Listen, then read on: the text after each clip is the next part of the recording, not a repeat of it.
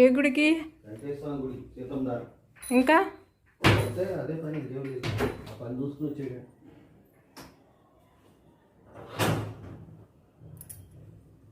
వారు ప్రతిరోజు ఇంట్లో పూజ చేసుకుంటారు. క్రమం తప్పకుండా పూజ చేసుకొని బయటికి వెళ్తారు. ఏ పనైనా మొదలు పెడతారు. మంగళవారం ఆంజనేయ స్వామి గుడికి వెళ్తారు.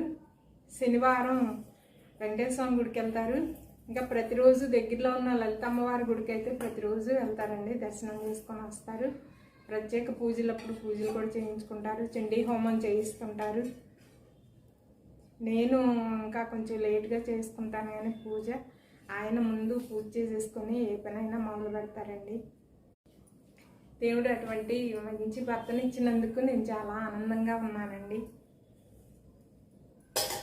Thank you for watching. ఈ వీడియో నచ్చితే please like, share and subscribe.